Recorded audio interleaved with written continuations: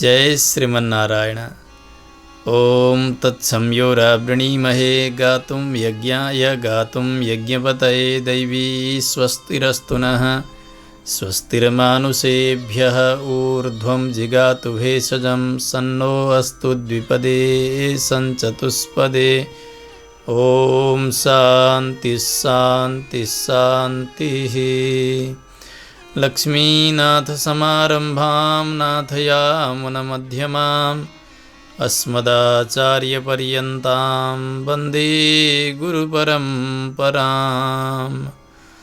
मौद्गल्यवंशं सुलभं सुशीलं रामानुजार्यस्य मताश्रयन्तम् श्रीमत्सुखाचार्यकृपैकभाजं श्रीदेवकीनन्दनवर्यमीडे।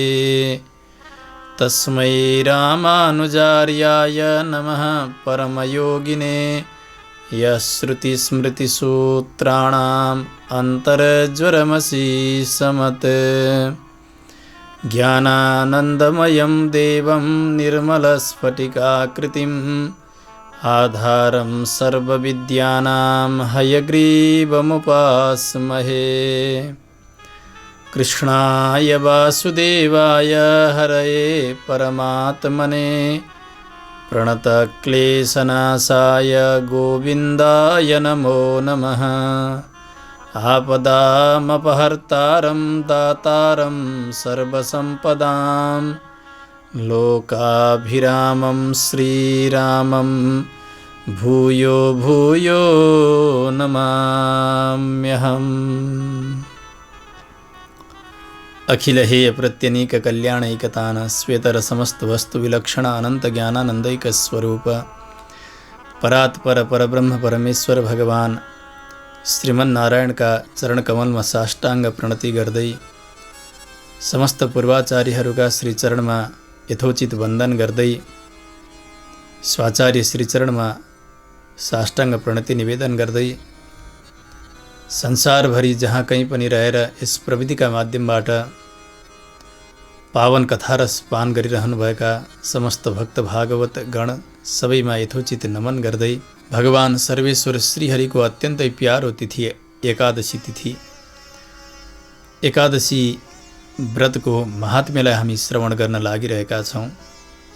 महिमा भन्नु, महात्म्य भन्नु, वैशिष्ट्य भन्नु, विशेषता भन्नु यी सबै पर्यायवाची शब्दहरू हुन्। कुनै पनि वस्तुप्रति कार्यप्रति रुचि जगाउनका निमित्त, रुचि बढाउनका निमित्त पहिले त्यसका विषयमा, त्यसका महिमाका विषयमा, त्यसबाट हुने लाभका विषयमा व्यक्तिले सुन्नु पर्दछ।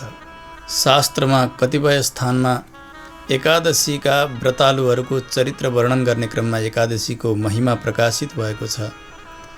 कतिपय स्थानमा प्रश्नोत्तरका क्रमले समुचित समाधान गर्दै जाँदा एकादशीको महिमा वर्णित भएको हुन्छ। खास गरी एकादशी महात्म्यका रूपले जति अहिले संग्रह भएको छ त्यसमध्ये उपलब्ध ग्रन्थ छ भविष्योत्तर पुराण अन्तर्गतका एकादशी महात्म्यहरूको संग्रह। अरू पुराणका प्रसङ्गहरू पनि र अन्यत्र पुराणहरूमा पनि एकादशीका महिमा धेरै नै वर्णन भएका छन्। तर हामीले यसलाई नै मुख्य विषय बनाएका छौँ।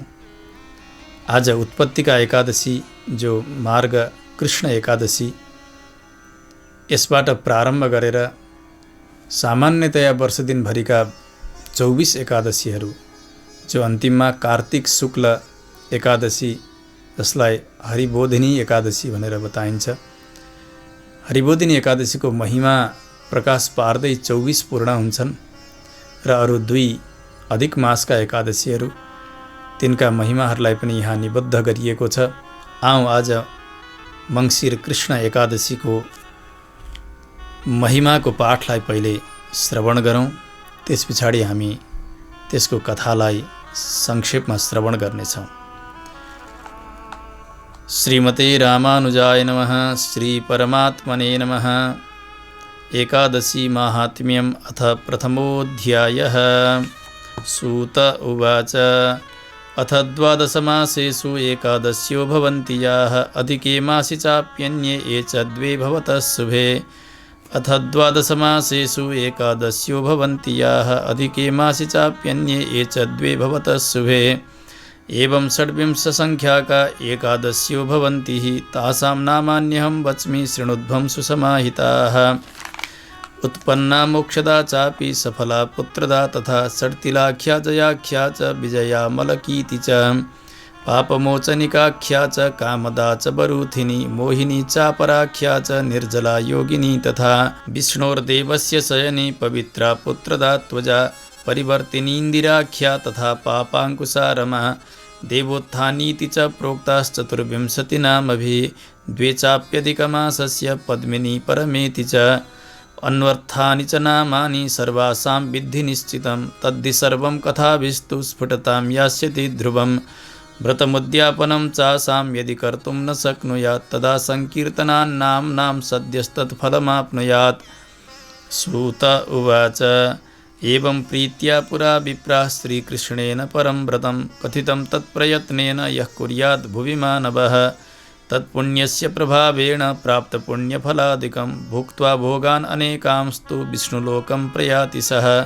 पार्थ उवाच उपवासस्य नक्तस्य तथैव याचितस्य भो किं पुण्यं किं विधानं हि ब्रूहि सर्वं जनार्दन।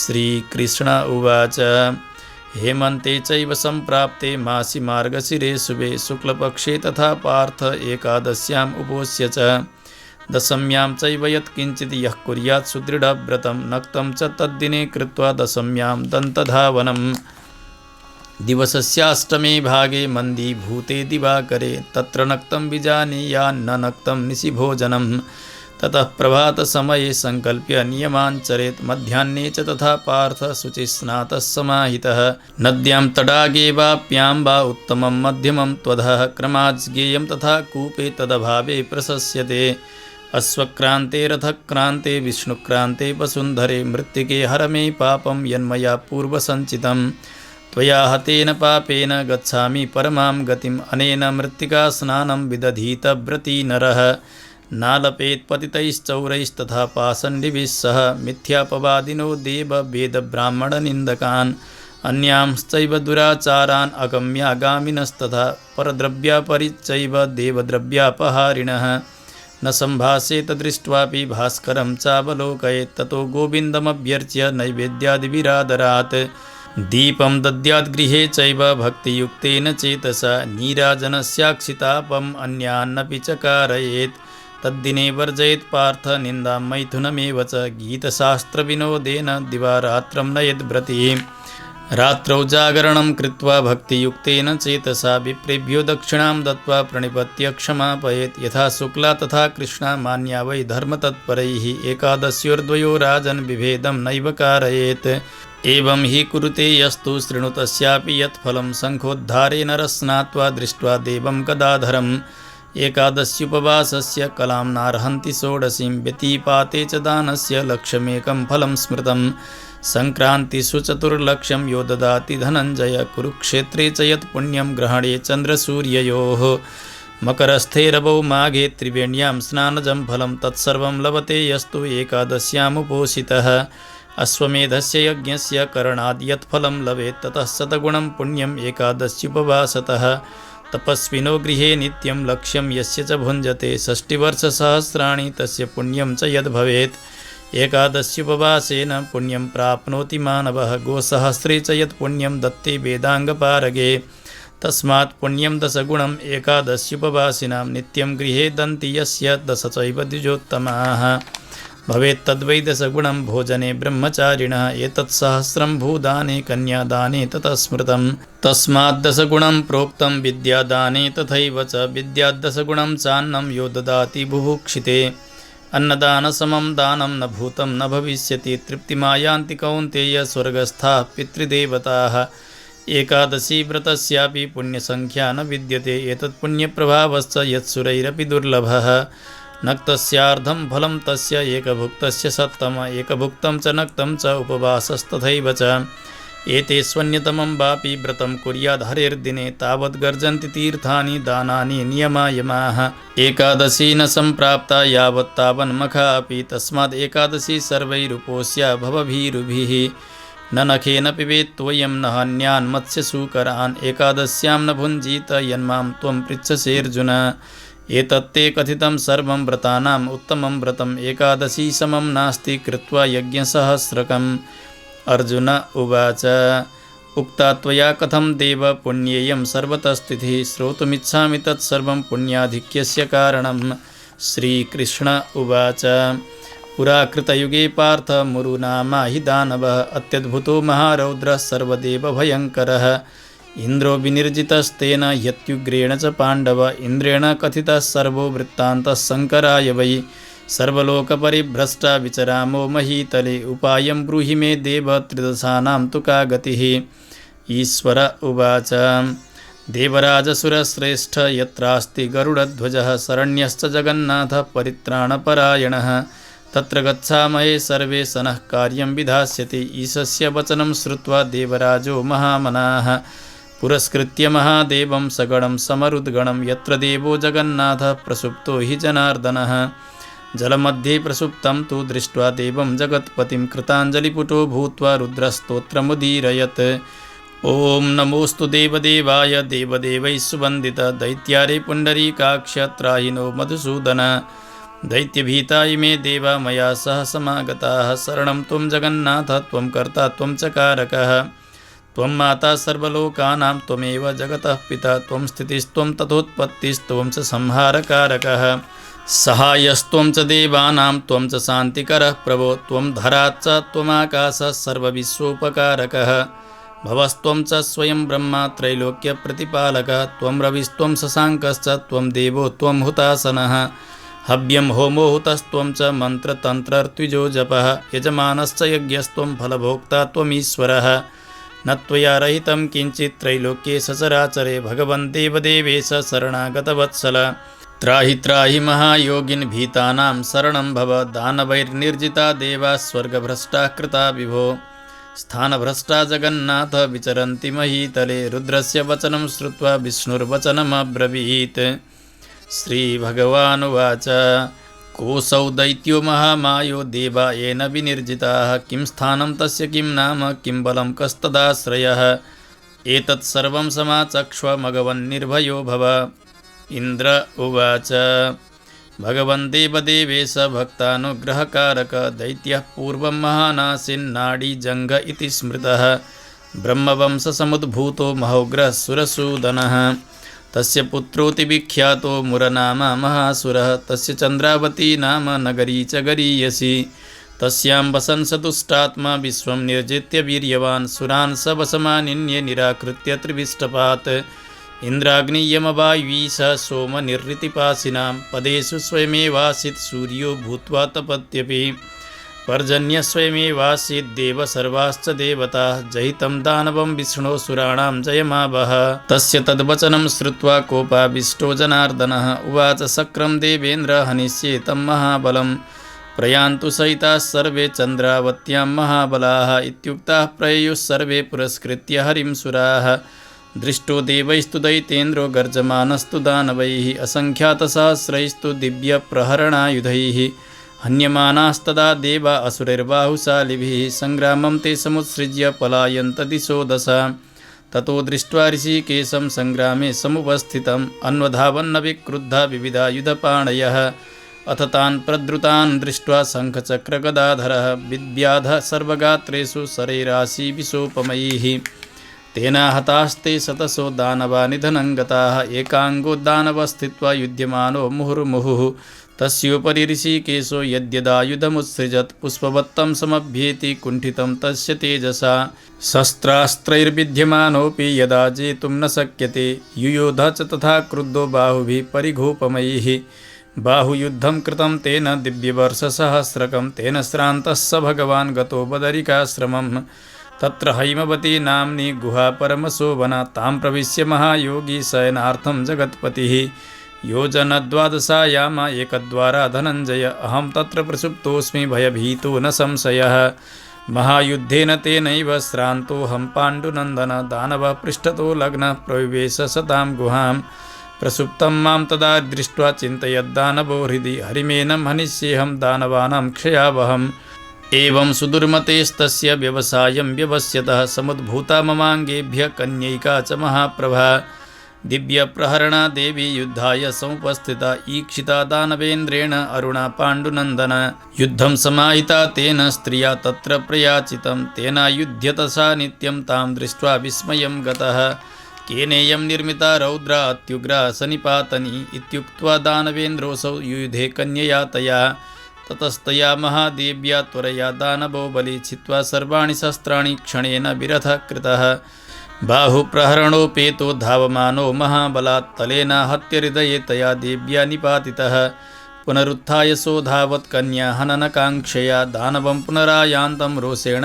हत्य तच्छिरः क्षणान्निपातयामास भूमौ तत्र महासुरं दैत्यः कृत्यशिरः सोऽथ ययौ वैवस्वतालयं शेषाभयार्दिता दीनः पातालं बिभिसुरद्विषः ततः समुत्थितो देवः पुरो दृष्ट्वा सुरं हतं कन्यां पुरस्थितां चापि कृताञ्जलिपुटां नतां विस्मयोत्फुल्लवदनः प्रोवाच जगतां पतिः केनायं नियतः सङ्ख्ये दानवो दुष्टमानसः येन देवाः स गन्धर्वाः सेन्द्राश्च समरुद्गणाः सनागाः सह लोकेशा लीलयैव विनिर्जिताः येनाहं निर्जितो भूत्वा भीतः सुप्तो गुहामिमां कन्योवाच मया विनिहतो दैत्यस्तुदंसोद्भूतया प्रभो अत्यन्तदुष्टो बलवान् अयमासीत् जगत्पते दृष्ट्वा सुप्तं हरे त्वां तु यतो हन्तुं समुद्यतः त्रैलोक्यकण्टकस्येत्थं व्यवसायं प्रबुध्य च हतो मया दुरात्मासौ देवता निर्भयाः कृताः श्रीभगवानुवाच निहते दानवेन्द्रेऽस्मिन् सन्तुष्टोऽहं त्वया नगे हृष्टाः पुष्टाश्च वै देवा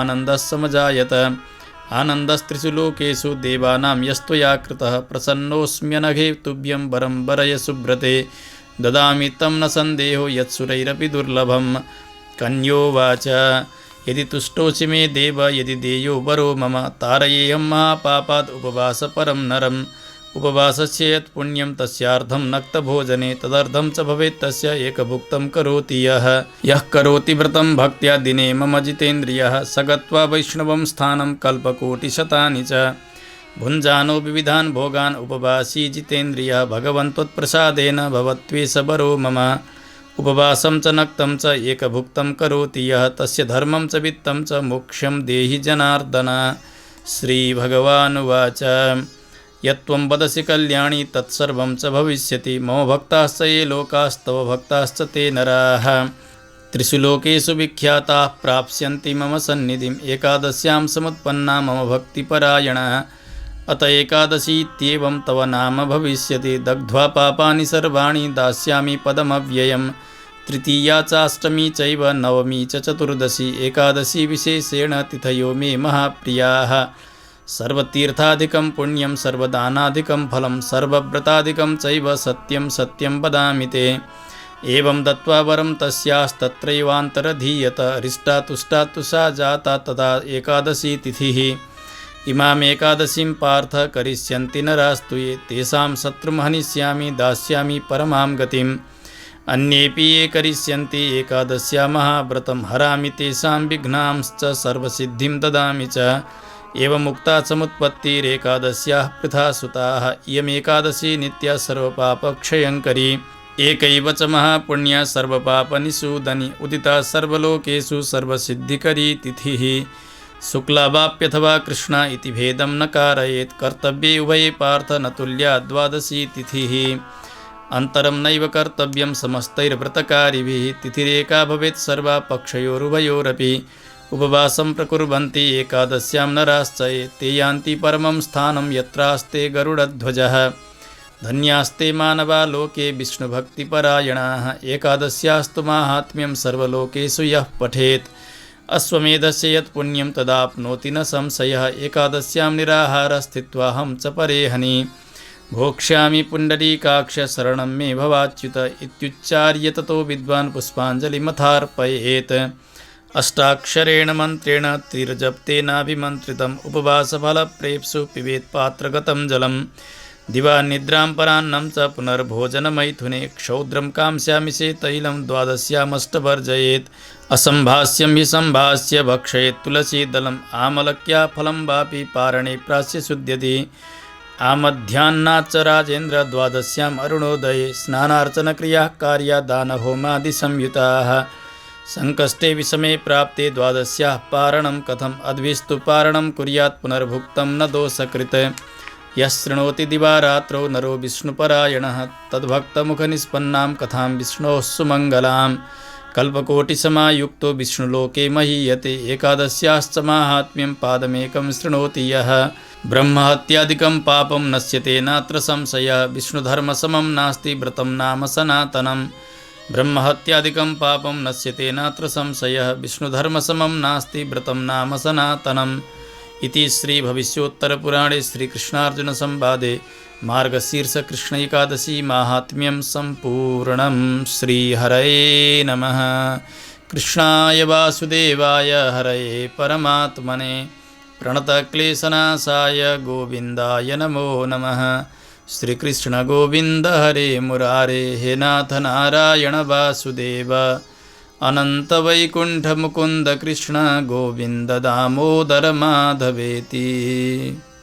यसरी यहाँसम्म हामीले मङ्सिर कृष्ण एकादशी व्रतको महिमाको मूल पाठलाई श्रवण गऱ्यौँ।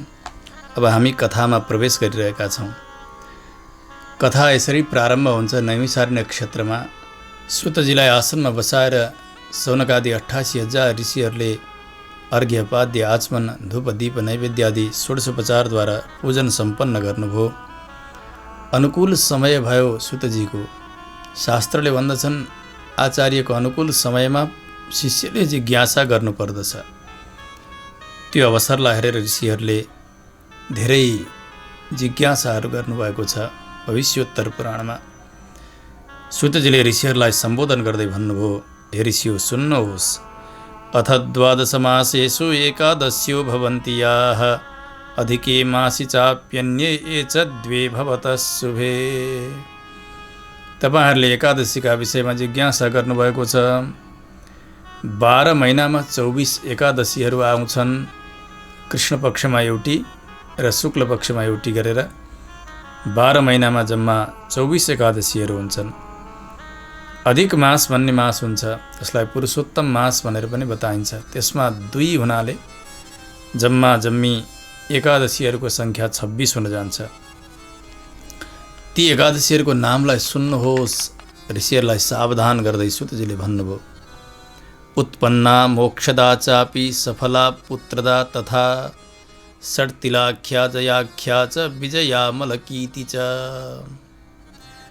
उत्पन्ना नाम गरेकी एउटी एकादशी, मोक्षदा अर्की, सफला पुत्रदा षट्तिला जया विजया आमलकी पापमोचनी कामदा बरुथिनी मोहिनी अपरा अर्की एउटी छन् निर्जला नाम गरेकी, त्यसै गरी योगिनी, त्यसै गरी हरिशयनी जसलाई देवशयनी पनि बताइन्छ, यसै गरी पुत्रदा पवित्र अजा हरिपरिवर्तिनी जसलाई परिवर्तिनी मात्रै पनि बताइन्छ, इन्दिरा पापाङ्कुशा रमा र हरिबोधिनी जसको नाम देवोत्थानी यस्तो पनि हो। यी 24 एकादशीहरू भए वर्ष दिनसम्म आउने। कृष्ण पक्ष र शुक्ल पक्षमा 12 महिनामा पर्ने 24 एकादशीहरू। त्यस पछाडि लगभग 2.5 वर्ष पछाडि आइपुग्ने जो अधिक मास हो, त्यो अधिक मासमा पनि शुक्ल पक्ष र कृष्ण पक्ष 2 पक्षहरू हुन्छन्। त्यसमा एउटी पद्मिनी नाम गरेकी एकादशी हुन्छन्, अर्की परमा नाम गरेकी एकादशी हुन्छन्। यी जति पनि एकादशीहरू छन् नि ऋषि हो, यी सबै एकादशीको नाम हुनुमा यिनीहरूका गुण नै कारण छन्, जसलाई अन्वर्थ संज्ञा भनिन्छ। जस्ता फल दिनेवाला छन्, जस्ता स्वरूपका छन्, जसरी उत्पन्न भएका छन्, जस्ता कृत्यहरू हुन्छन् ती एकादशीका लागि, तिनै अनुसार तिनीहरूका नाम बनेका छन्। कुनै पनि नाम व्यर्थ छैनन्, यो कुरा राम्रोसँग जान्नुहोस्। सबै विषयहरू तपाईहरूलाई अगाडिका कथाहरूले प्रष्ट बनाउँदै लैजानेछ ऋषि हो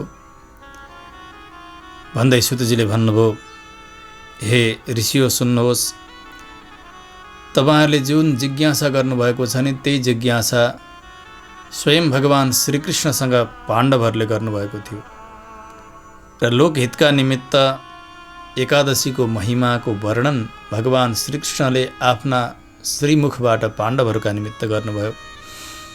कथितं तत्प्रयत्नेन यः कुर्यात् भुवि मानवः तत्पुण्यस्य प्रभावेण प्राप्त पुण्यफलादिकं भुक्त्वा भोगान् अनेकांस्तु विष्णुलोकं प्रयाति सः। जुन एकादशीको व्रत गर्नाले यहाँ हुने ऐहिक सारा फलहरू भोग गरिकन त्यस पछाडि उसले वैकुण्ठको यात्रा पनि गर्दछ। एकादशीकै प्रभावद्वारा वैकुण्ठ पनि प्राप्त हुन्छ।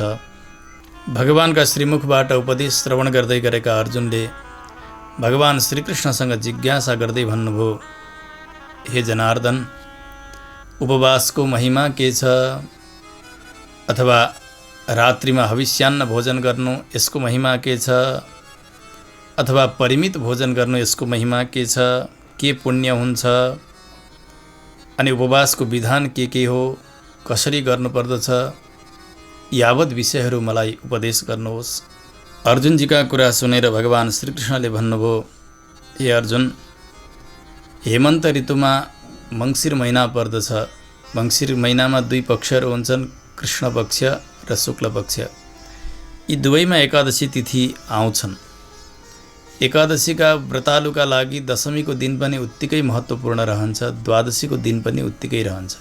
त्यसकारणले दशमीकै दिनबाट उसले ब्रह्मचर्यादि व्रतलाई पालन गर्ने, त्यसैगरी विशेष विधानअनुसार दत्तिवन गर्ने र रात्रिका समयमा हविष्यान्न मात्र भोजन गरेर उसले रहनुपर्छ। भगवान सर्वेश्वरलाई सदैव हृदयमा विराजमान गराएर भगवानका नाम लिनु यो सबैभन्दा ठुलो व्रत हो, सबैभन्दा ठुलो नियम यही नै हो, जसलाई दिनको 8औं भाग भनेर बताइन्छ। एक त रातको भाग 8 भाग, त्यसैगरी दिनको पनि 8 भाग, यसैगरी रात र दिन दुवै मिलाएर पनि 8 भाग। यस प्रकारका विभिन्न दिनका भागहरूको गणना ज्योतिष शास्त्रले गर्नुभएको छ। त्यसमध्ये दिनको जो 8औं भाग हो, जति बेला सूर्य अस्त प्राय भइसकेका हुन्छन्, सूर्यको कुनै प्रकारको प्रभाव रहेको हुन्न, त्यसैलाई नि तत्र नक्तम बिजानीयात्, त्यसैबाट नक्त भनेर व्यवहार सुरु हुन्छ, त्यो काल प्रारम्भ हुन्छ। यद्यपि नक्त शब्दको अर्थ हो रात्रि, सोझो अर्थ रात्रि हो। रात्रि भनेको सन्ध्या टरिसकेपछि पुनः प्रातः सन्ध्याभन्दा अगाडिको समयसम्मलाई रात्रि भन्ने लोकव्यवहारमा यस प्रकारको प्रचलन छ। परन्तु नक्त शब्दको परिभाषाले सूर्यास्त हुनुभन्दा केही पहिलेबाट सूर्योदयसम्मको समयलाई नै ग्रहण गर्नुपर्छ भन्ने शास्त्रकारहरूको यो पनि मत छ। त्यसकारणले ननक्तम निशि भोजनम, रात्रिका समयमा जसरी भोजन गरिन्थ्यो अरू तिथिका दिन, त्यस प्रकारको भोजन गर्न हुन्न। दशमीका रात्रिमा हविष्यान्न भोजन गरेर बस्ने, नियमपूर्वक रहने। प्रातःकाल भयो, अब एकादशी तिथि प्रारम्भ हुन्छ, त्यसका लागि आवश्यक नियमहरूलाई श्रवण गर्नुहोस्।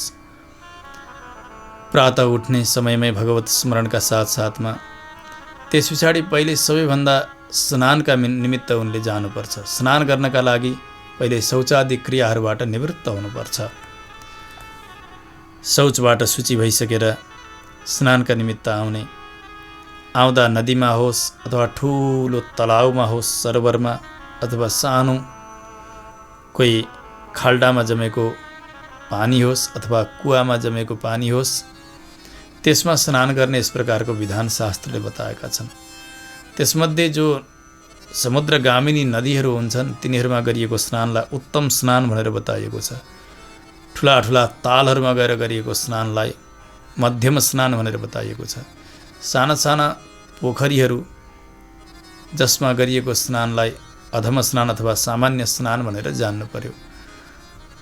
कुवामा गरिने जो स्नान हो त्यस पछाडि अझै सामान्य हो भनेर जान्नुपर्छ। यस प्रकारले शास्त्रमा स्नानका विधिहरू बताएका छन्।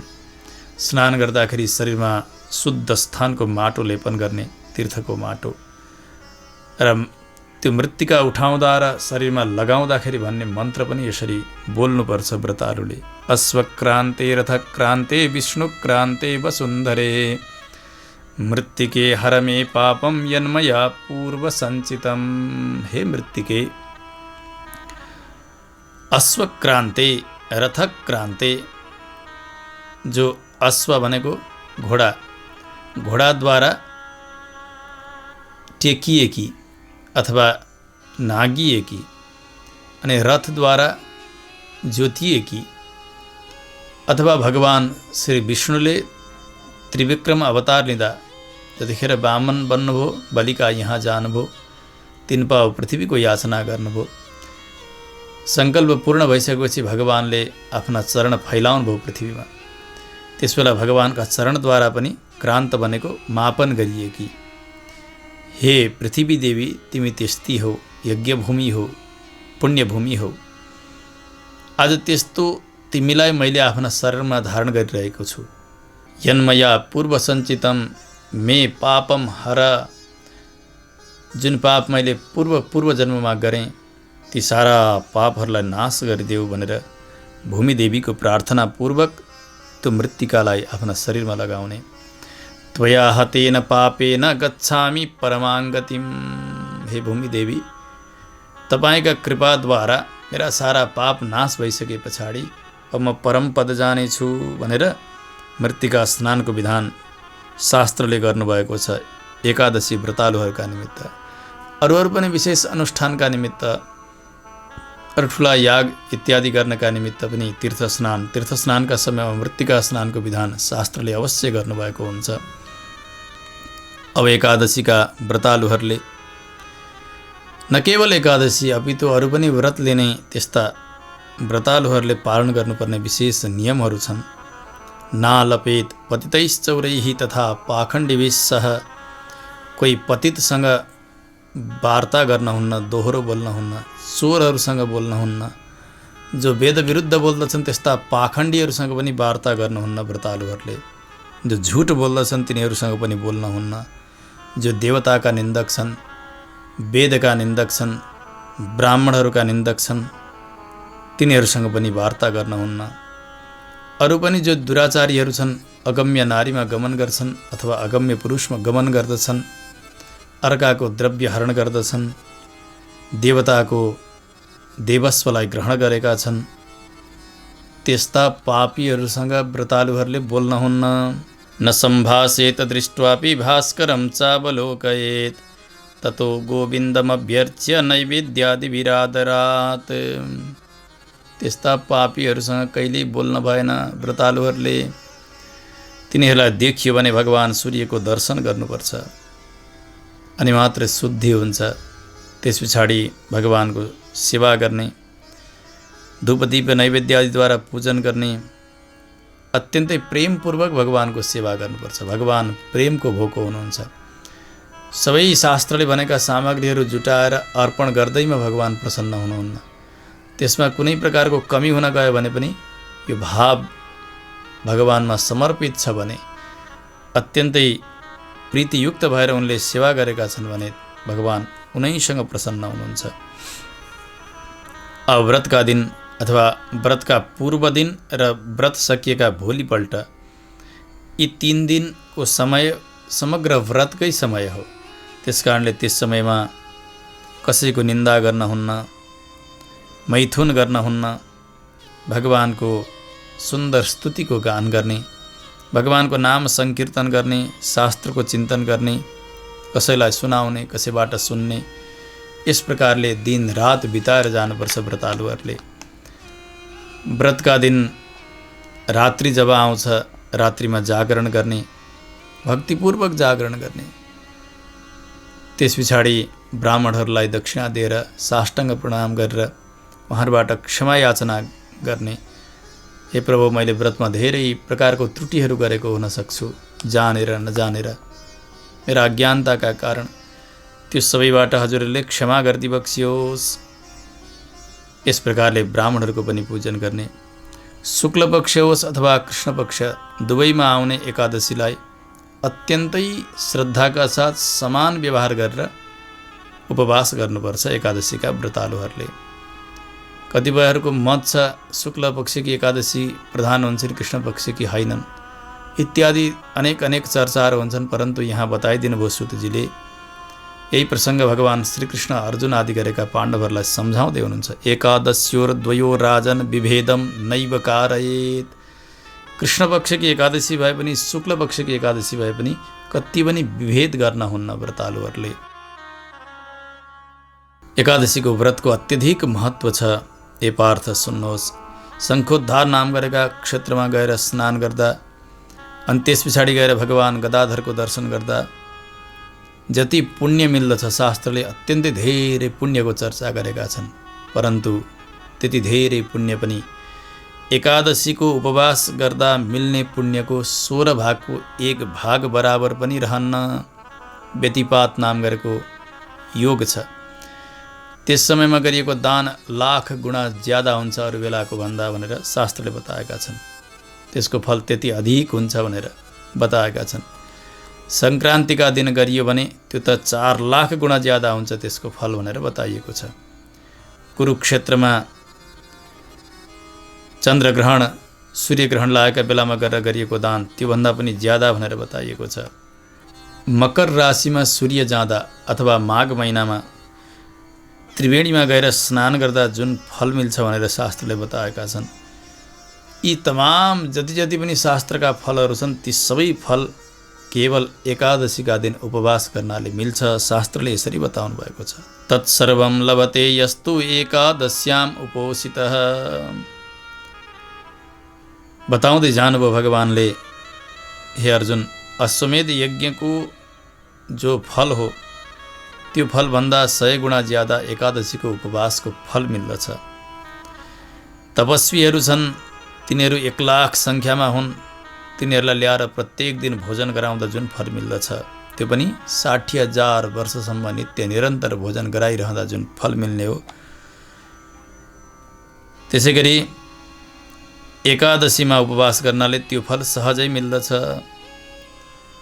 1000 गाई दान गर्दा जुन फल मिल्छ भनेर बताइएको छ। त्यसमा पनि वेद वेदाङ्गमा पारङ्गत भएका आचारनिष्ठ ब्राह्मणहरूलाई दान गर्दा त्यो फलभन्दा 10 गुणा ज्यादा फल एकादशीको उपवास गर्नेले प्राप्त गर्दछन्। यसै गरी कसैले नित्यप्रति 10 ब्राह्मणहरूलाई भोजन गराउने गर्यो, त्योभन्दा 10 गुणा ज्यादा 1 ब्रह्मचारीलाई भोजन गराउँदा मिल्छ फल भनेर बताइएको छ। 10 ब्राह्मणहरूलाई, गृहस्थ ब्राह्मणहरूलाई भोजन गराउनु, त्यसको 10 गुणा 1 ब्राह्मण जो ब्रह्मचारी छन् उनलाई भोजन गराउँदाखेरि मिल्छ भनेर शास्त्रले बताएका छन्। त्योभन्दा पनि 1000 गुणा ज्यादा फल भूमिदान गर्दा मिल्छ। भूमिदान भन्दा पनि 1000 गुणा ज्यादा फल कन्यादान गर्नाले मिल्छ। त्योभन्दा 10 गुणा ज्यादा विद्यादान गर्नाले मिल्छ। अनि विद्यादान भन्दा पनि 10 गुणा ज्यादा भोकाएकालाई अन्नदान गर्नाले मिल्दछ भनेर शास्त्रले बताएका छन्। विद्या 10 गुणम चान्नम यो ददाति बुभुक्षिते।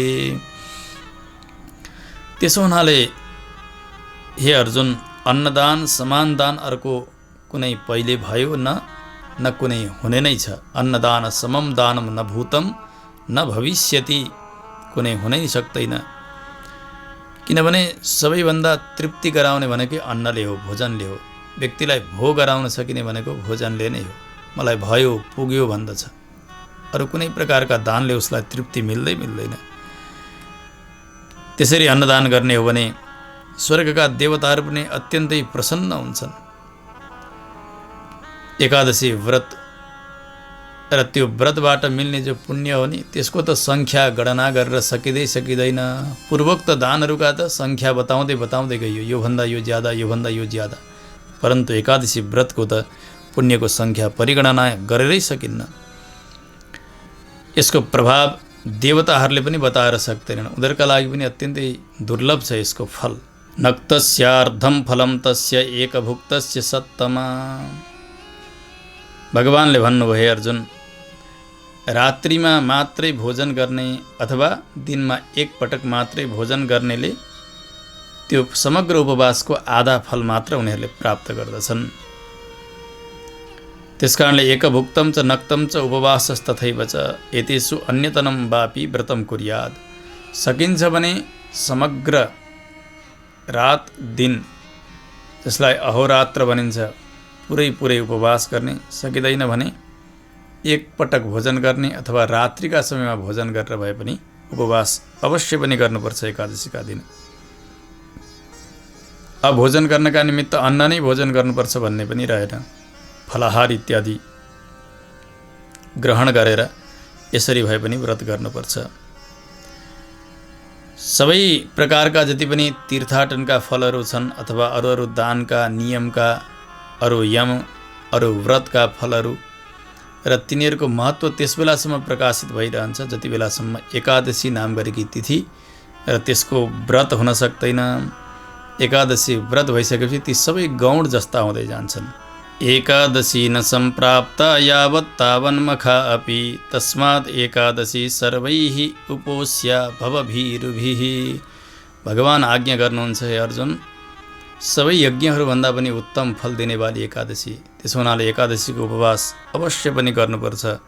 जसले संसार सधैँका लागि छुटेर जाओस्, संसारबाट सधैँ डराएर रहन्छन्, सधैँका लागि मङ्गल चाहन्छन्, त्यस्ता भक्तहरूले अवश्य पनि एकादशीको व्रत गर्नुपर्छ। अझै तपाईँ सोध्नुहुन्छ भने म बताउँछु शास्त्रका विशेष नियमहरू, सुन्नुहोस्। न नखेन पिबेत तोयम न हन्यात् मत्स्यसूकरान् एकादश्याम न भुञ्जीत यन्माम त्वं पृच्छसे अर्जुन। न नखेन पिबेत तोयम, नङ पानी कहिल्यै पनि पिउनुहुन्न। नङ पानी भनेको के हो? कुनै पनि जलमा पिउने पानीमा नङ चोबियो भने त्यो नङ पानी हुन्छ, त्यो पिउन हुन्न।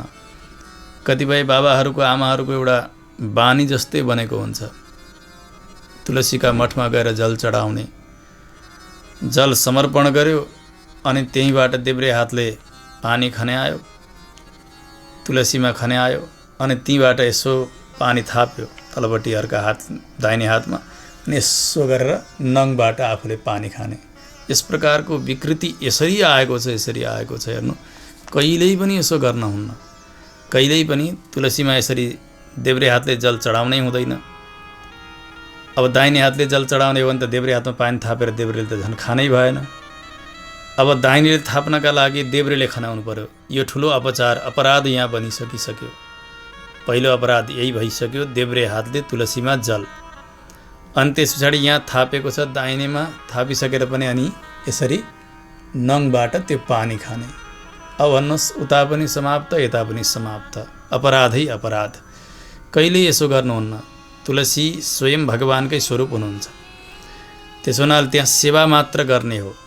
तुलसी दल विधिपूर्वक जसरी बताइएको छ त्यसरी त्यसलाई उतारेर, त्यसलाई राम्रोसँग केलाएर, भगवानलाई अर्चना गरेर अनि भगवानको सेवा गरिसकेपछि त्यो तुलसी दल लिने, अनि तुलसी सहित भएको भगवानको स्नान गराएपछि त्यो तीर्थ लिइसकेपछि त्यो तुलसीका मठमा गएर यसरी नङ पानी खानु किन पर्यो?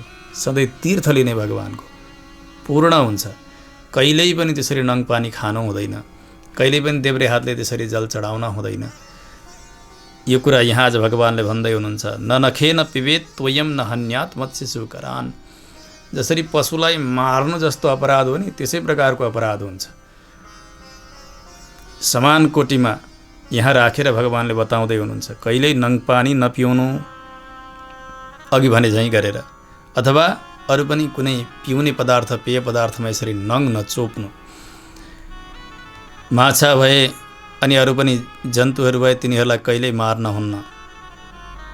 त्यसै गरी एकादशीमा कहिल्यै भोजन गर्न हुन्न। यसबाट के सङ्केत गर्दै हुन्छ? यसै गरी पशु हिंसा गरेको अपराध लाग्छ एकादशीमा भोजन गर्यो भने। यसै गरी नङपानी खाँदाको दोष लाग्छ एकादशीमा भोजन गर्यो भने। एकादशीमा त्यसै कारणले भोजन गर्न हुन्न। व्रतानाम उत्तमम व्रतम, सबैभन्दा उत्तम व्रत एकादशी व्रत। एकादशी व्रत नगरिकन अरू व्रत गर्नु, त्यो कुनै त्यसको अर्थ छँदै नै छैन। व्रतको राजा भनेको एकादशी। एकादशी समम नास्ति कृत्वा यज्ञ सहस्त्रकम, हजारौँ हजार यज्ञ गरे पनि एकादशी व्रत समान फल दिनेवालाहरू कुनै हुन सक्दैनन्। अर्जुनजीले सोध्नुभयो, प्रभु हजुरले अत्यन्तै पवित्रतम तिथिका विषयमा बताउनुभयो, एकादशी तिथि। एकादशी यति पावन हुनुमा कारण के हो? त्यसको कारण र यति धेरै पुण्य प्रदान गर्नेवाली कसरी हुनुभयो, त्यसको रहस्यलाई बताइदिबक्सियोस्। भगवान् श्रीकृष्णले भन्नुभयो, अर्जुन, पहिले सत्ययुगमा एक मुरु नाम गरेको दानव थियो। अत्यन्तै डरलाग्दो थियो, अति बलशाली थियो, देवताहरूलाई त्रस्त गराएको छ। इन्द्रलाई जितेर उसले स्वर्गमा आफ्नो आसन जमाएको छ। देवताहरू इन्द्रका साथमा भएर रुँदै कराउँदै भगवान् शङ्करका पासमा पुगे, गएर प्रार्थना गर्दछन्, सर्वलोक परिभ्रष्टा विचरामो महीतले, उपायं ब्रूहि मे देव त्रिदशानां तु का गतिः। प्रभु, आज हामी तत्तत लोकबाट च्युत बनेका छौँ। त्यो दानवले हामी सबैलाई शासन गरेको छ, सताएको छ। यसबाट बच्ने र कल्याण हुने त्यस प्रकारको उपाय बताइबक्सियोस्। भगवान् शङ्करले भन्नुभयो, देवता सुन, हे इन्द्र, भगवान् नारायण नै सबै प्रकारका आपत्तिबाट रक्षा गर्नेवाला हुनुहुन्छ। जगन्नाथ हुनुहुन्छ, जगतका एकमात्र स्वामी, परित्राण परायण। भगवानले प्रतिज्ञा नै गर्नुभएको छ, आफ्ना शरणमा आएका भक्तको रक्षा गर्छु भनेर। हामी सबै त्यहीँ जाउँ, भगवानले अवश्य पनि कल्याण गरिबक्सनेछ। इन्द्रलाई, अरू देवताहरूलाई पनि, मरुद्गणहरूलाई साथमा लिएर भगवान् शङ्कर, भगवान् जगन्नाथ नारायणको दर्शनका निमित्त जानुहुन्छ। विशाल जलराशिमा भगवान् शेषशय्यामा शयन गरिबक्सेको त्यस्ता प्रभुलाई देखेर सारा देवताका अगाडि लाग्नुभएका भगवान् शङ्करले हात जोड्नुभयो, साष्टाङ्ग प्रणति गर्नुभयो। जलमध्ये प्रसुप्तं तो दृष्ट्वा देवं जगत्पतिं, कृताञ्जलिपुटो भूत्वा रुद्रस्तोत्रम् उदीरयत्। अत्यन्तै सुन्दर स्तुति गर्दै भगवान्सँग भन्नुहुन्छ, प्रभु हजुर देवताका देवता हुनुहुन्छ, देवताहरूद्वारा वन्दित हुनुहुन्छ, हजुर दैत्यका शत्रु हुनुहुन्छ, कमलनयन हुनुहुन्छ। हे मधुसूदन, यी देवताहरूको रक्षा गरिबक्स्योस्। दैत्यभीता इमे देवा मया सह समागताः, शरणं त्वं जगन्नाथ त्वं कर्ता त्वं च कारकः। हे प्रभु, त्यो मुरु नाम गरेको दैत्यले अत्यन्तै त्रस्त गराएको छ यी देवताहरूलाई। मेरा पास आएका थिए, मैले लिएर आएँ। हे जगन्नाथ, हजुर एकमात्र उपाय, एकमात्र रक्षक हुनुहुन्छ। हजुर नै कर्ता हुनुहुन्छ, भर्ता हुनुहुन्छ, सम्हर्ता हुनुहुन्छ, जगतका मूल कारण हुनुहुन्छ। हजुर नै माता हुनुहुन्छ, सबैका पिता हुनुहुन्छ। हजुर नै स्थिति हुनुहुन्छ, हजुर नै उत्पत्ति हुनुहुन्छ, हजुर नै संहारक हुनुहुन्छ। सबैका मूल सञ्चालक भनेका हजुर नै हुनुहुन्छ। हे प्रभु, हजुर यी अत्यन्त दुखी भएका देवताहरूको सहायक बनिबक्सियोस्, यिनीहरूलाई शान्ति प्रदान गरिबक्सियोस्। पृथ्वी भन्नु नै हजुर नै हुनुहुन्छ, आकाश भन्नु हजुर नै हुनुहुन्छ, विश्वको उपकारक हजुर हुनुहुन्छ। ब्रह्मा, शङ्कर, इन्द्र, वरुण, कुबेर, सूर्य, चन्द्र आदि गरेका देवताहरू, यी सबैका सञ्चालक स्वामी भनेका हजुर नै हुनुहुन्छ। यज्ञमा प्रयोग गर्ने हव्य पनि हजुर नै, होम यज्ञ पनि हजुर नै हुनुहुन्छ। त्यसै गरी मन्त्र, तन्त्र, ऋत्विज, जप, यजमान, यज्ञ, यज्ञफल, फलभोक्ता, यज्ञका स्वामी सबै हजुर नै हुनुहुन्छ। मानव हजुर नै जगतका एकमात्र आधार हुनुहुन्छ। सारा जगत भगवानको स्वरूप हो। विश्वाधारम गगन सदृशम मेघवर्णम शुभाङ्गम। शास्त्रकारहरूले यसरी बताउनुहुन्छ, विश्वका आधार अथवा विश्वाकारम, विश्वका आकार, स्वयं विश्वकै रूपले रहने हजुर हुनुहुन्छ। हजुरदेखि अतिरिक्त यस चराचर जगतमा केही नै छँदै छैन। सबैमा सर्वत्र टम्म भएर रहने हजुर नै हुनुहुन्छ। त्यस्ता व्यापक तत्त्व शरणमा आएका चेतनहरूको रक्षा गर्नेवाला हुनुहुन्छ। हे प्रभु, त्राहि त्राहि महायोगिन भीतानां शरणं भव। दानवैर निर्जिता देवा स्वर्गभ्रष्टा कृता विभो। दानवहरूले यिनीहरूलाई लखेटेका छन्, डराएका छन् यी देवताहरू। त्यसो हुनाले यिनीहरूलाई पुनः आफ्ना स्थानमा राखिदिई बक्सियोस्, यिनीहरूको गुमेको ऐश्वर्य प्रदान गरी बक्सियोस्। देवताहरूका तर्फबाट भगवान शङ्करले यसरी प्रार्थना गरिसकेपछि भगवान नारायणले सोध्नुभयो, हे इन्द्र, हे रुद्र, हे देवता हो, बताओ त्यो को हो त्यो महामाई दानव, त्यत्रो बलशाली जसले तिमीहरूलाई देवलोकबाट आज च्युत गराएको छ।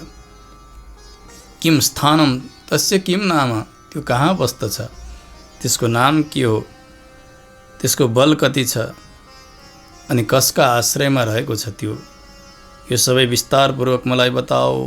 इन्द्रलाई भगवानले जब यसरी आज्ञा दिनुभयो, इन्द्रले हात जोडेर भन्नुहुन्छ, प्रभु हजुर देवताका देवता हुनुहुन्छ, भक्तहरूमाथि अनुग्रह गर्नेवाला हुनुहुन्छ। त्यो दैत्यका विषयमा सबै बताउँछु प्रभु, सुनिबक्सियोस्। एक ब्राह्मण वंशमा अत्यन्तै उग्र कर्म गर्नेवाला असुर भयो, नाडी जङ्घ नाम गरेको। यति विकराल थियो त्यो, सबैलाई सताउँथ्यो। जस्तो थियो उसको पुत्र मुर नाम गरेको असुर पनि त्यस्तै बन्यो। चन्द्रावती नाम गरेका नगरीमा त्यो मुर बस्दथ्यो। सबै प्रकारका ऐश्वर्यले परिपूर्ण भएको, सारा देवताहरूलाई पनि आफ्ना अधीनमा गर्न सक्ने सामर्थ्य राखेको त्यो दुष्ट विश्वलाई जित्छ एक समय, सबैलाई आफ्ना वशमा राख्यो। इन्द्र, अग्नि, यम, वायु, त्यसै गरी चन्द्र, निऋति आदि गरेका सारा देवताहरूका लोकमा गएर आफूले नै कब्जा जमाउँछ, सबैको शासक बन्यो ऊ। यहाँसम्म कि यसले आफैलाई सूर्य घोषणा गर्यो, सूर्यका रूपले आफै लोकलाई ताप प्रदान गर्छ, मेघका रूपले पनि आफै रहन्छ। सबै देवताहरूलाई यसले आफ्ना अधीनमा गरेको छ। त्यो स्थितिको छ त्यो दैत्य। प्रभु जसोतसो हामी उम्किएर हजुरका शरणमा आइपुगेका छौँ, त्यसलाई मार्दी बक्सियोस्। जहितम दानवम विष्णु सुराणाम जयमावह। त्यो दैत्य मर्ने हो भने देवताहरूको उत्कर्ष त्यसैमा छ, त्यसैमा उनीहरूलाई लाभ छ प्रभु।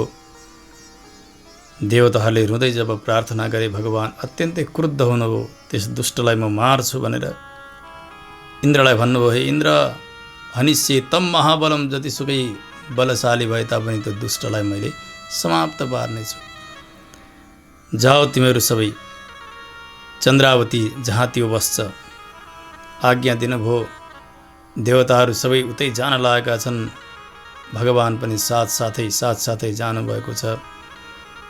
जाँदा जाँदै भगवान देवताका साथमा आएको देखेर खुब गर्जना गर्दै गर्दै त्यो मुर दानव पनि प्रकट हुन्छ वहाँबाट। धेरै धेरै असङ्ख्य दानवहरूका साथ ऊ आएको छ। यताबाट देवताहरू पनि असङ्ख्य छन्। परस्पर अब ठुलो सङ्ग्राम प्रारम्भ हुन लागेको छ। सङ्ग्रामम ते समुत्सृज्य पलायन्त दिशो दश। असुरहरू यति बलिया भएका छन्, हेर्नु, उनीहरूले प्रहार गरेका शस्त्र अस्त्रका चोट खाएर देवताहरू जसोतसो प्राण जोगाउनका निमित्त त्यहाँबाट भागे। अब भगवान खडा हुनुभएको छ। उनीहरूले प्रहार गरेका ती आयुधहरूले भगवानलाई पनि आघात गरिरहेको छ। यद्यपि भगवानको यो लीला हो, भगवानका अघिल्तिर के आयुध, कहाँको त्यसको माया, कहाँका यी सामान्य तुच्छ दानवहरूको बल। प्रभु सर्वशक्तिमान त्यस्ता भगवानका अघिल्तिर, तर पनि एउटा लीला भगवानले एकादशीको महिमा प्रकट गर्नका निमित्त गरिराखी बक्सेको बुझ्नुपर्छ। अततान प्रद्रुतान दृष्ट्वा शङ्खचक्र गदाधरः विव्याध्य सर्वगात्रेषु शरैः आसि विशोपमैः। भगवानले पनि त्यस असुरका लागि मानव सर्पको विष जस्ता विशालो बाणहरू प्रहार गर्नुभयो। तर त्यसलाई त यस्तो भयो मानव एउटा हल्का पुष्पले प्रहार गरे झैँ भयो ती बाणहरू त। ओहो, अरू दैत्यहरू सबै मरिरहेका छन्, तर मुरलाई भने कति पनि आपत्ति छैन त्यस्ता विषालु विषालु बाणहरूद्वारा पनि। पुष्पवत् तम समभ्येति कुण्ठितम तस्य तेजसा, यति तेजस्वी छ मानौ त्यो त्यति जाज्वल्यमान बाणहरू पनि त्यहाँ गएर निस्तेज बन्दछन्, प्रभावहीन बन्दछन्। कति गर्दा पनि भगवानले त्यसलाई मार्न सक्नु भएन। अब शस्त्रास्त्र छोडेर भगवान मल्ल युद्ध गर्न प्रारम्भ गर्नुहुन्छ। आफ्ना 4 हात छन्। त्यो मूर दानवका साथमा युद्ध प्रारम्भ हुन लाग्यो। बाहुयुद्धम कृतम तेन दिव्य वर्ष सहस्रकम, देवताका मानले 1000 वर्षसम्म युद्ध चल्यो। युद्ध हुँदै गयो। भगवानले विचार गर्नुभयो अब यसलाई त सामान्यतया कसैले पनि जित्न सक्दैनन् र मैले पनि यहाँ केही विशेष महिमा प्रकट गर्नुपर्ने छ एकादशीको। त्यसो हुनाले म गले जस्तो गर्छु भनेर भगवान श्रान्त भएर थाके जस्तो गरिदिनु भयो।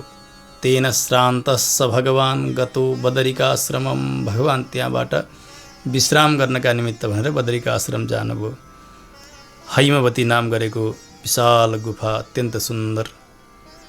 भगवान त्यहाँ पुग्नुभयो शयन गर्नका निमित्त। साक्षात जगतका पति हुनुहुन्छ। 12 योजन विस्तारवाला त्यो गुफा छ, विशाल। त्यहाँ एउटा द्वार छ। त्यहाँ गएर म सुतेँ भनेर भगवान श्रीकृष्ण अहिले पाण्डवहरूलाई बताउँदै हुनुहुन्छ। अहिले त भगवानको कृष्ण अवतार हो नि। उस समयमा म त्यसरी बदरिकाश्रममा गएर सुतेँ।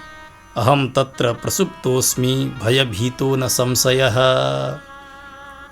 त्यसकारणले स्वयं भगवान नारायण नै श्री कृष्ण बनेर आउनुभएको छ। भगवान विष्णु नै कृष्ण बनेर आउनुभएको छ। यो मर्मलाई हामीले बुझ्नुपर्छ। भगवानले भन्नुभयो म अत्यन्त श्रान्त भएको थिएँ त्यस समयमा। त्यो दानव पिछा गर्दै आयो। ऊ पनि गुफाभित्र प्रवेश गर्यो।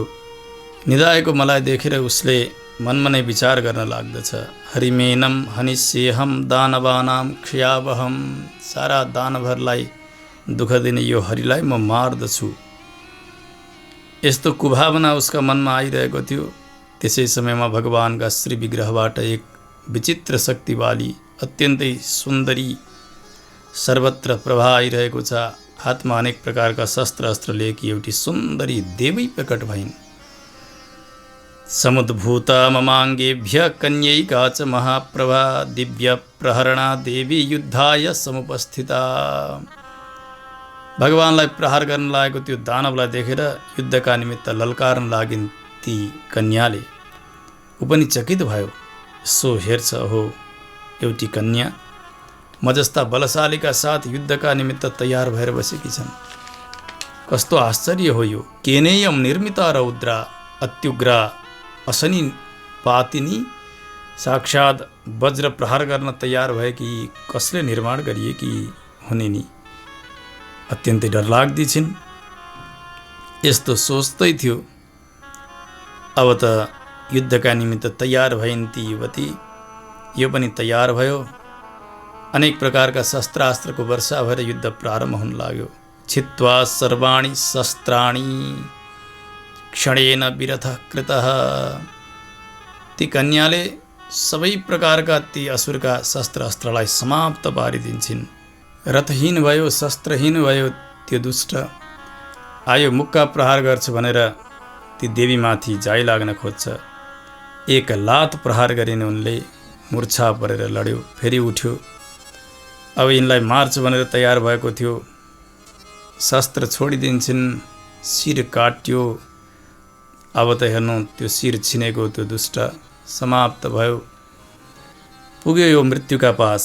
ययौ वैवस्वतालयम, मूर नाम गरेको दैत्य समाप्त भयो। अब यता जति पनि अरू दानवहरू थिए उसका सहायताका निमित्त ती देवीको त्यस प्रकारको प्रभावलाई देखेर सब डरले भाग्दै पातालतर्फ जान लाग्छन्।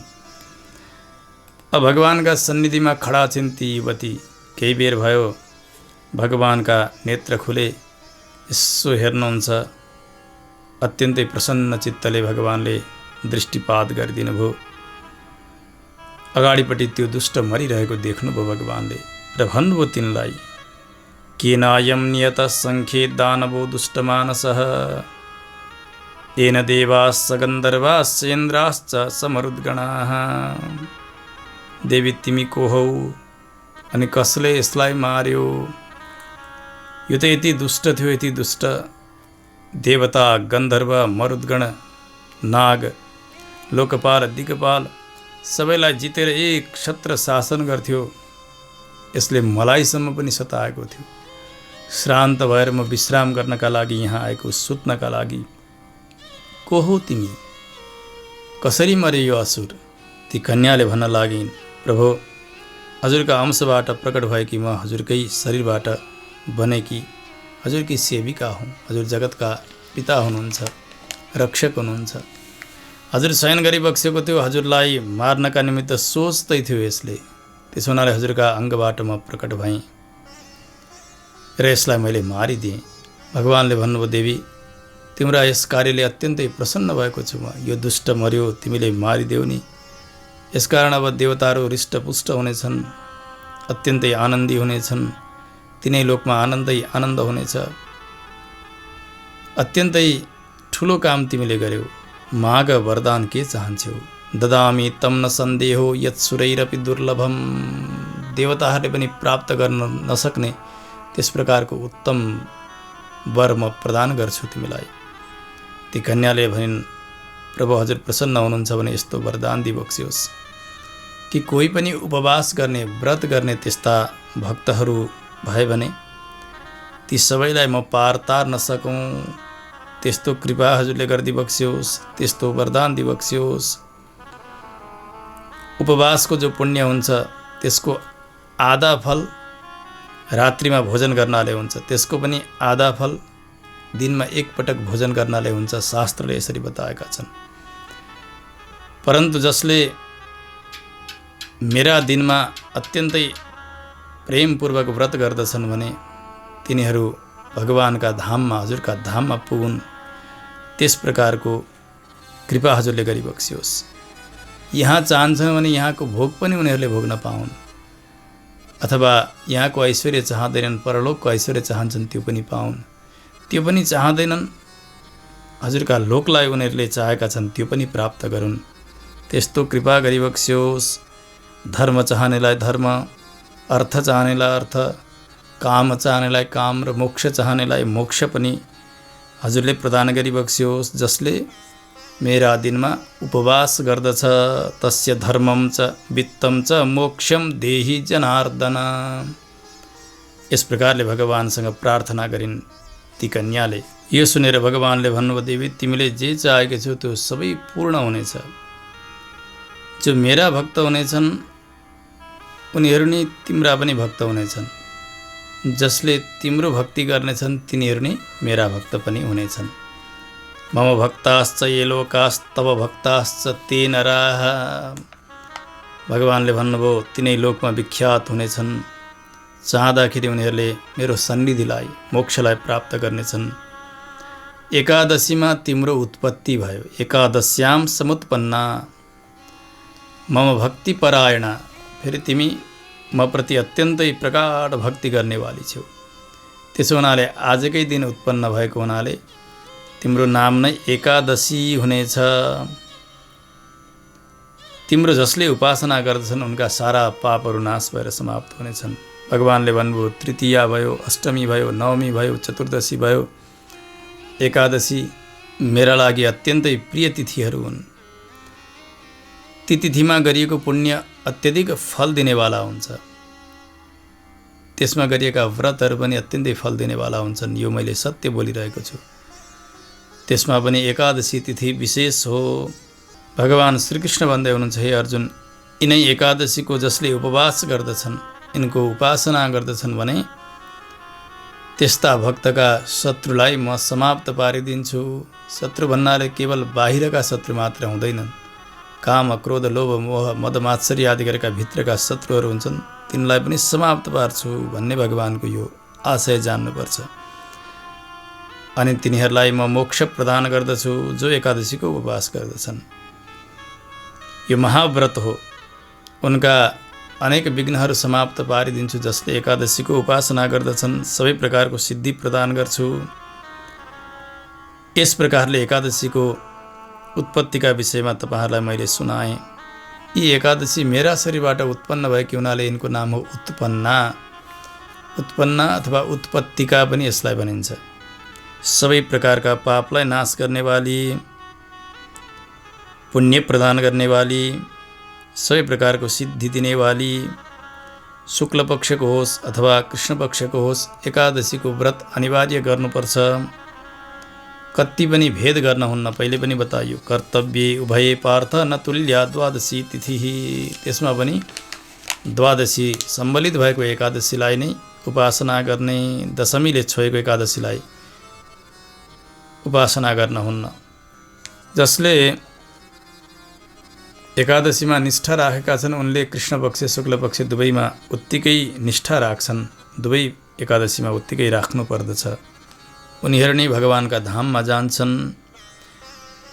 ती मानव अत्यन्तै धन्य छन् यस लोकमा जो भगवान विष्णुको भक्ति गर्छन्। एकादश्यास्तु माहात्म्यम सर्वलोकेषु यः पठे। जसले एकादशीको महात्म्यलाई श्रवण गर्छन्, वाचन गर्छन्, तिनीहरूको पुण्यको अत्यन्तै आधिक्य रहन्छ। अश्वमेध गर्नाले जुन पुण्य प्राप्त हुन्छ त्यो प्राप्त एकादशीको व्रत गर्नाले हुन्छ। निराहार भएर एकादशीको व्रत गर्ने हो भने सबै प्रकारका फलहरू उसले प्राप्त गर्दछन्। भोक्ष्यामि पुण्डरीकाक्ष शरणं मे भवाच्युत इत्युच्चारि ततो विद्वान् पुष्पाञ्जलिमथार्पयेत्। भगवानको आराधना गर्ने एकादशी व्रत सम्पन्न गरिसकेपछि द्वादशीका दिन त्यस दिन भगवानसँग प्रार्थना गर्दै भन्ने, प्रभु हे कमलनयन, हजुर मेरा शरणबन्दी बक्सियोस्, रक्षक बन्दी बक्सियोस्। अब म भोजन गर्छु भनेर हातमा पुष्प लिएर त्यो पुष्प भगवानका श्री चरणमा समर्पण गर्ने, तुलसी दल समर्पण गर्ने अनि द्वादशीका दिन भोजन गर्ने। अब व्रतका बीचमा निराहार व्रत गर्ने यस्तो सङ्कल्प छ भने बीचमा जलपान गर्नुपर्ने केही त्यस्तो बाध्यता आइलाग्यो भने अष्टाक्षरी महामन्त्र 3 पटक जपेर त्यो मन्त्रद्वारा अभिमन्त्रित जल पान गर्ने हो भने उपवास भङ्ग भएको दोष रहँदैन। त्यसरी जलपान गर्नुपर्छ। एकादशीका व्रतीहरूले एकादशीमा दिनमा शयन गर्न हुन्न जसरी, त्यस्तै प्रकारले द्वादशीका दिन पनि उनले दिनमा सुत्न हुन्न। द्वादशीका दिन परान्न भोजन गर्न हुन्न, अर्काको अन्न खान हुन्न। त्यसै गरी एकपटक भोजन गरेर फेरि भोजन बार बार गरिरहन हुन्न। मैथुन गर्न हुन्न। त्यसै गरी स्त्री प्रसङ्ग अथवा विषय भोग गर्न हुन्न। मह खानुहुन्न। काँसका भाँडामा खानुहुन्न। आमिष खान हुन्न। त्यसै गरी शरीरमा तेल घस्न हुन्न। यी विशेष नियमहरूलाई 8 नियमहरूलाई पालन गर्नुपर्छ।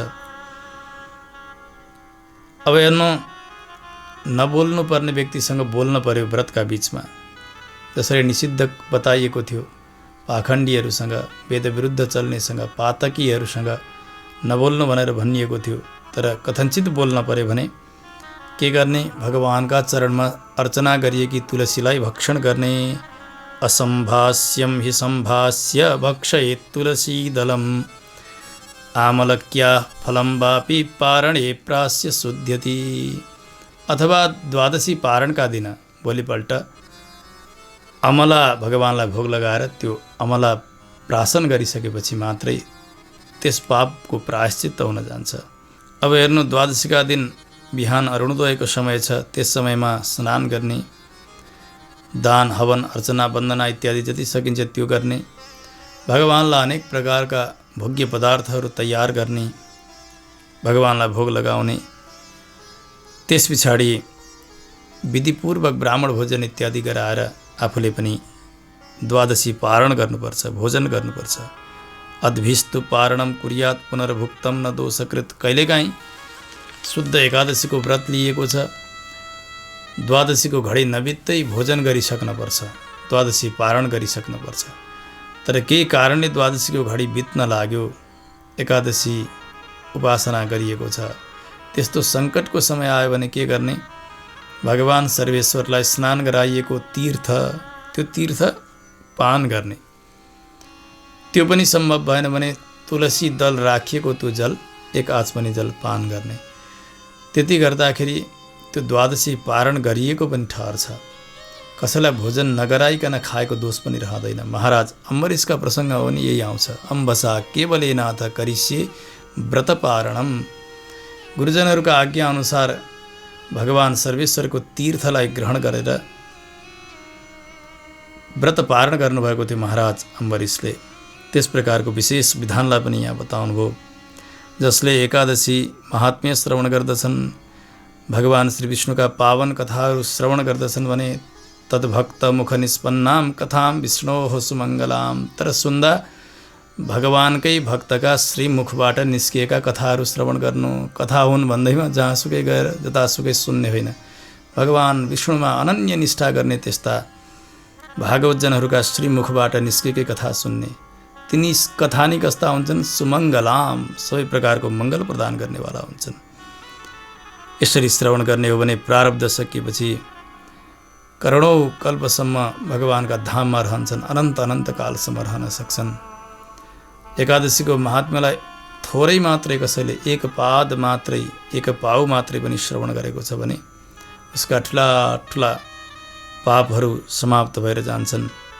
किनभने विष्णु धर्म समम नास्ति व्रतम नाम सनातनम। धर्ममा भगवान विष्णुको धर्म अथवा शरणागति धर्म, वैष्णव धर्म समान अरू कुनै धर्म छैनन्। त्यसै गरी यो वैष्णव व्रत भनिन्छ जसलाई, एकादशी व्रत, यो समान अरू व्रत कुनै छँदै छैनन्।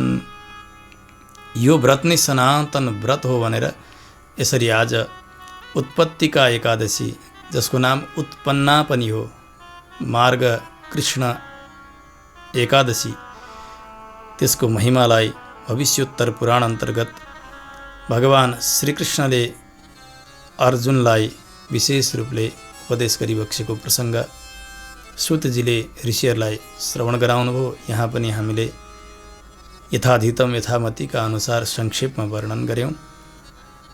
आजको एकादशीको महात्म्य यहीँ सम्पूर्ण हुन्छ। जय श्रीमन्नारायण।